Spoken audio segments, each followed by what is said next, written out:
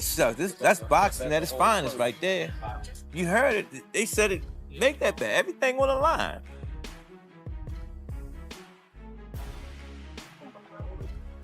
Gervonta is an animal for real. Jake is too domestic. Here's the thing. Mike Tyson's an animal too. He was just 60. But he messed around and he got a prime tank. Gervonta Davis is pushing himself harder than ever in preparation for his upcoming showdown with Jake Paul. His training camp has been nothing short of grueling, packed with relentless sparring, explosive pad sessions, and high-intensity conditioning drills. Surrounded by an elite team of coaches, Tank is locked in with razor-sharp focus and controlled aggression, determined to remind the world that true boxing skill will always outweigh celebrity hype.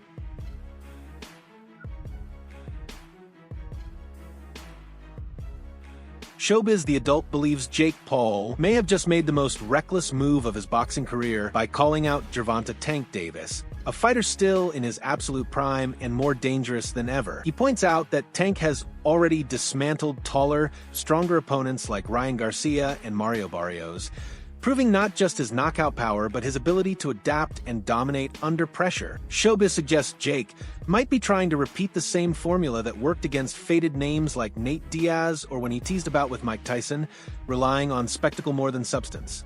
But this time, he's facing something completely different.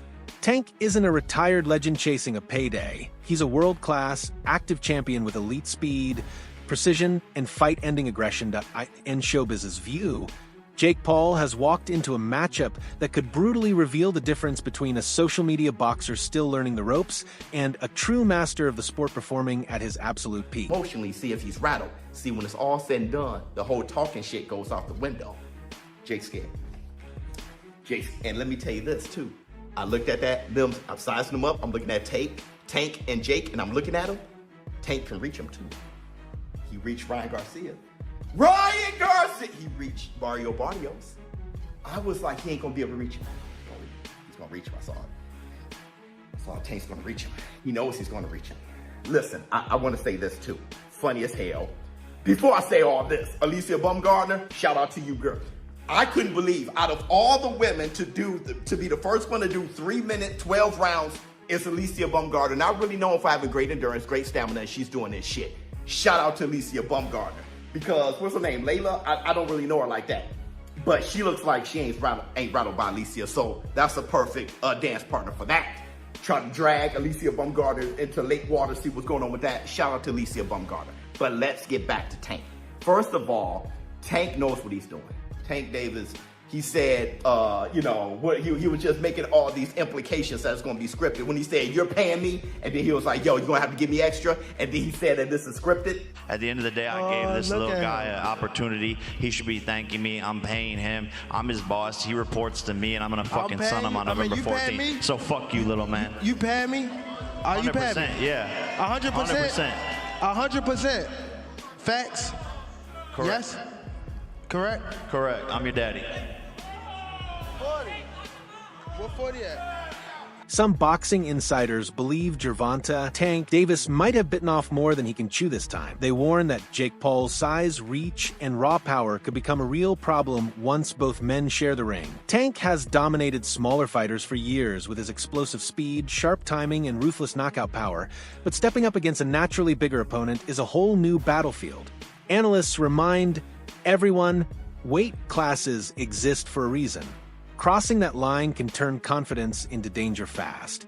Even with Tank's elite skills and killer mentality, facing someone like Jake Paul, heavier, stronger, and eager to prove himself, adds a level of risk that no one can ignore.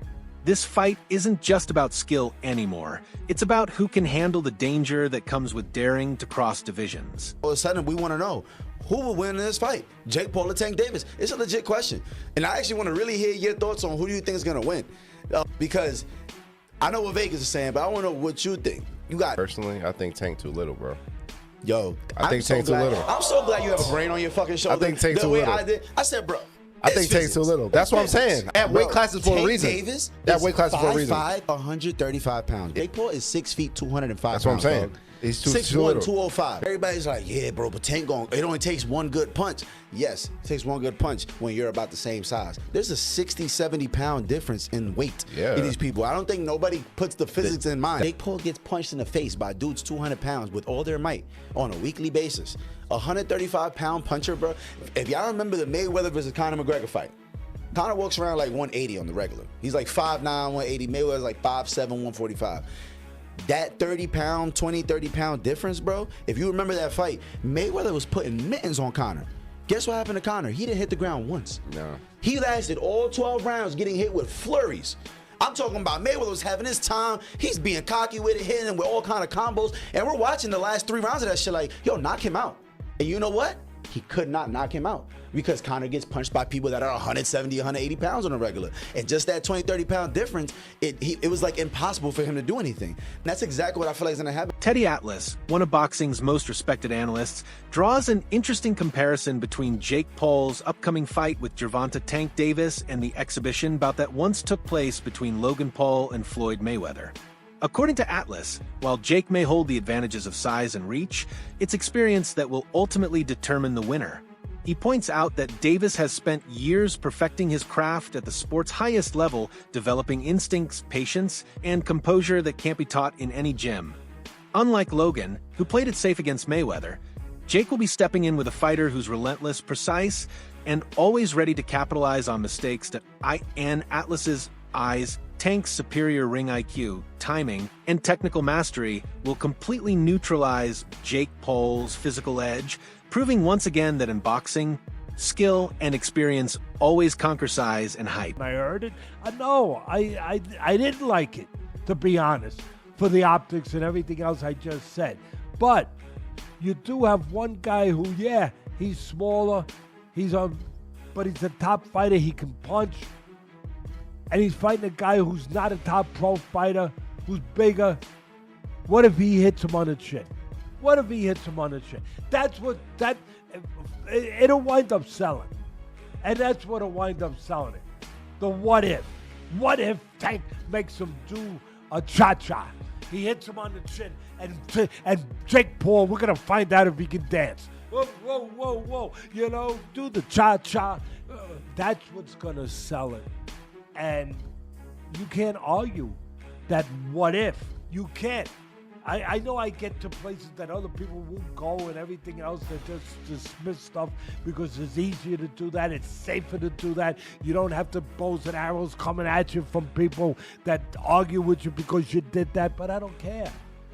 I've had bows and arrows my whole life. I don't care.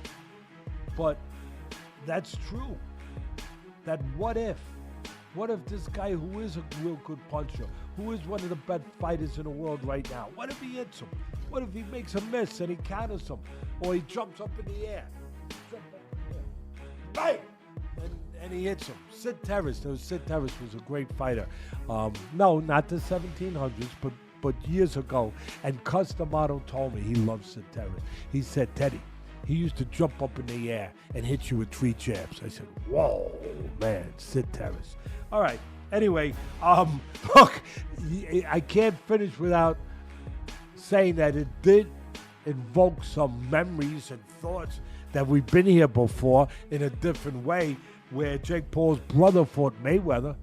That's not forget. And I'm not saying I like that. The tension between Jake Paul and Gervonta Tank Davis has become more than just fight hype. It's a collision of 2 worlds. Their intense face-off didn't just show aggression. It told the story that defines this entire event. That on one side stands Jake Paul, the fearless internet sensation turned boxer, whose rise is powered by size, confidence, and global attention. On the other stands Gervonta Davis, a battle-tested world champion, sharpened by discipline, timing, and pure boxing IQ. This isn't just another fight, it's a test of what truly matters in the ring. Can raw strength and self-belief overpower years of skill, experience, and instinct? The matchup captures boxing's new reality, where entertainment meets tradition and fame collides with legacy. Jake Paul symbolizes the modern era of showmanship and viral success, while Tank Davis represents the art, patience, and respect that define real boxing. Their clash isn't simply about who wins. It's about which vision of boxing will define the future. As the countdown continues, every stare, every word, and every punch carries a deeper meaning, a statement about what the sport has become and where it's headed next. Left hand down the pipe. You can even see here, I'm not even trying to do the whole body language breakdown, but you can even see Tank could get under that left hand because he's 5-0. He could roll under that left hand, and here comes the brick hand over the top. If he lands something like that in 10 ounces, I'm going to tell you this. Jake's 200 and something pounds. That's still going to hurt at the very least, and who knows what, because Tank's got ridiculous power. So Jake, a little sloppy on the push there. He got pushed. He wanted to get it back. There's something to be taken away from that, but lines up perfectly for a counter left hand. And you even see his promoter here is kind of grabbing his left hand because Tank wanted to let it fly. And Jake backed up a little bit. He said, oh, and Tank comes with that. Tank, man. Tank said, where I'm from, the bullies get bullied. All right, dude, there you go. Listen, takeaways from this thing, I don't know. Tank seemed to have a little bit more energy today. He seemed to be more lively. Him going back and forth with the media, with Jay Leon, with Jake, with Aiden Ross. There seemed to be a bit more energy today. That's all I really asked for. So in terms of, selling us on something, sure. Better job today from both guys. Jake, seemed a bit more locked in here with Tank as well. They had a little bit more fun. Tank going after Nikisa was pretty funny. But listen, this doesn't change anything in my mind. The 10-ounce gloves doesn't really change anything to me. I mean, again, I think that's a bad idea for Tank, more so because even if Jake doesn't land clean, those are 10-ounce gloves. It's still going to hurt. Tank is still punching in gloves that are 2 ounces heavier than he normally uses, so I don't know how that's a win for him. The $2 million bet almost certainly won't happen, which I didn't think would in the first place, but Tank pretty much confirmed it. And we're all left with the same kind of idea that we thought about this to begin with. This is an entertainment exhibition that we know is going to draw a ton of eyeballs. I'm going to watch, and there's going to be great high-level competition boxing on the underneath card. And even in the main event, if something is to happen, if someone is to get knocked out, it will go mega viral, and both these guys are going to make... Promoter Nakisa by Darian added another layer of intrigue to the upcoming clash by revealing new details about the fight's official rules. He confirmed that both Jake Paul and Gervonta Tank Davis will compete using 10-ounce gloves, a choice that immediately set the boxing world buzzing. Typically, heavier fighters wear larger gloves to soften the impact of punches. But this decision changes everything. Smaller gloves mean less protection, more speed, and sharper precision, turning every exchange into a potential game changer. Considering Jake Paul's natural size and strength, this rule helps level the playing field, giving Tank the chance to capitalize on his explosiveness and accuracy. By Darian's announcement shows just how carefully this event has been crafted, balancing spectacle with fairness and risk with opportunity. With lighter gloves and higher stakes, fans can expect a faster, more explosive fight. One where every punch could shift the outcome in an instant. At 195 max weight. Okay. 10 3-minute rounds. Okay. And 12-ounce gloves. And most of you guys know boxing, right? Most of the fights are with 10-ounce gloves. Fighters spar in 16-ounce gloves. 12-ounce and 10-ounce gives you a little bit more safety, which is the key here, given the size difference, but there's a massive experience difference. We will have 3 world-class judges ringside that the commission has approved to ensure there's a rendered decision for the fans. It will not go on their record, but there will be 3 experienced judges, some of the best in the business, giving their view of who won the fight. So let me just follow up with this then. The Florida statute says that it means an exhibition means a boxing, kickboxing, or mixed martial arts. You saw the exhibition of Floyd and Logan. Okay. So just go with that, and if they weren't trying to hit each other, then tell me they weren't trying to hit each other. The upcoming showdown between Gervonta Tank Davis and Jake Paul has already taken over the boxing world. Yet, somehow, Floyd Mayweather has once again managed to pull the spotlight toward himself. For years, Mayweather has mastered the art of staying relevant, appearing exactly when attention begins to drift, making sure no major boxing moment happens without a shadow nearby. His latest move only reinforces that unmatched ability to control the narrative, even long after leaving active competition. Still, while fans and analysts continue to debate, some backing Jake's size, others trusting Tank's power, Gervonta Davis stays locked in. No distractions, no noise, just focus. His training has been relentless, his discipline unshaken, as he prepares to remind the world that skill and dedication still rule the sport, that in the end, people can argue, predict, and speculate all they want. But when the bell rings, it won't be the headlines that decide the story. It'll be Tank's actions inside the ring that speak louder than everything else surrounding this fight. Jake Paul will face Gervonta Davis in an exhibition match. Quote, "You can't do a fight like that as a pro fight," Shipman said. It'll be an exhibition fight, end quote. Similarly to the concerning location move, he states that the main reason for this is the significant weight disparity between the two opponents. An exhibition is defined by Florida statutes as a boxing, kickboxing, or mixed martial arts engagement in which persons participating show or display their skills without necessarily striving to win, using strikes, elbows, blah, blah, blah. So,